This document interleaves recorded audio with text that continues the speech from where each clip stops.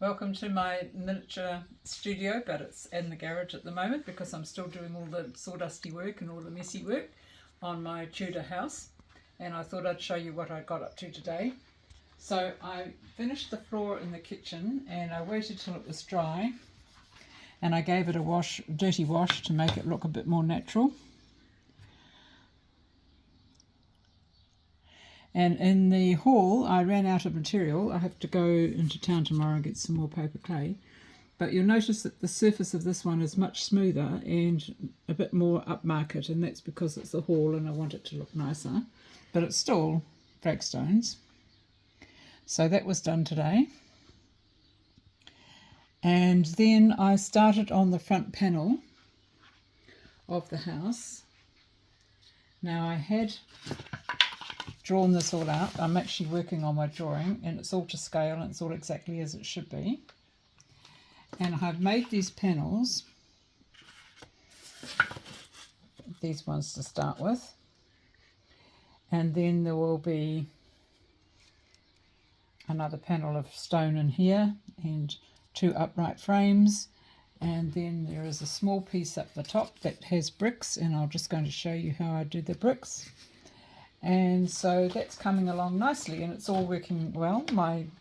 My technique is working okay, so I'm really happy with that. Now I've given these boards, these are 3mm foam board, and I've given them a wash of grey sort of brown colour so that it's not dead white. And I sort of want it to look, I don't want it to look that scruffy, but I want it to look well worn. So I will be doing a lot more painting on the front panels. And of course, once I've done those, I've got the windows and the doors to do. And the last thing that'll go on the front panel is this beam here. It'll go over all these little bits and sit on top of the framework. They'll all slot in together. And then I'll find out whether it's going to be sufficiently strong enough to stand on its own before anything else gets tied into it. And I've spoken to Roger about the chimney and the wiring, and he's all set to go there, so that's good. And the other thing that I was doing was the using egg cartons for these rocks. Now I've used a cover of them, but while I was doing that, it reminded me that you can use these for other things. These somebody showed me, excuse me, I'll just get that.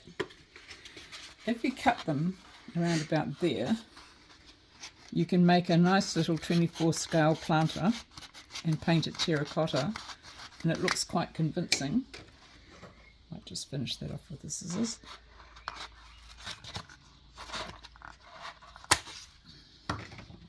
So it makes quite a convincing little terracotta planter. Or you can make a bigger one and cut it off a little bit higher up and put a bottom on it and make a bigger 12 scale one. So don't throw these bits away. There's all sorts of things you can make from these. Very handy, I think. Waste not, want not. So I think I'll just continue on. I was going to show you my stenciling. Now this is very basic. And I haven't, it's slightly tacky on the back. I'll just hold it firmly. It's a weeny bit, this is a bit smaller piece, it might skid around a bit, I have to be careful. Oh, piece of newspaper. I don't get anything too dirty. Line that up. Now I've got a brush here. I don't want too much moisture on that. I might just have to dip that up. And I'm just going to pounce that through my stencil.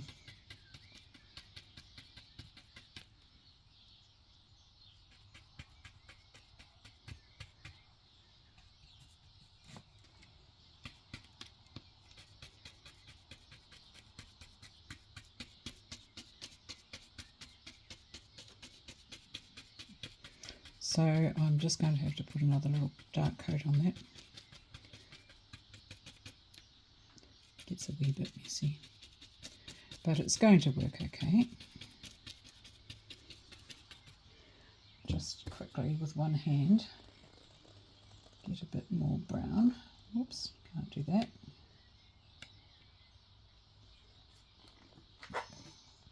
Don't you hate it when you don't put the lid on and it goes hard on you?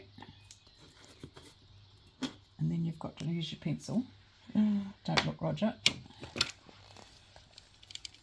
No, that's not going to work. Just need to get a weeny bit more dark in there. That's not going to come out. Oh, something's happened. Here we go. Right. Get a bit more brown on that. So, still working on this. Not moved it.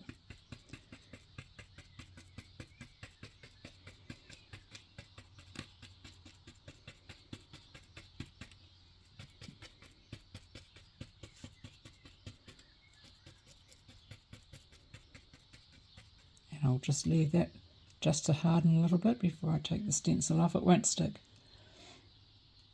And it comes off and you end up with the brick pattern. I'm just going to remove the stencil from my bricks. Hasn't been too bad. A lot of those little bits and pieces can be touched up. So really happy with that. The brick pattern,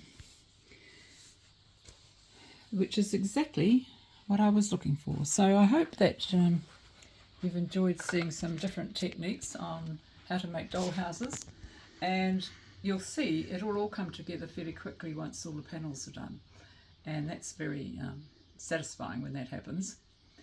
And somebody mentioned that they thought it was going to be a very heavy house, but because I'm using foam board, which is very light, and the only heavy thing is the base, which has to be a heavy base as a counterweight for everything else that's going up on top of it, the foam board keeps the walls light, and then the floors will be the only other slightly heavier thing.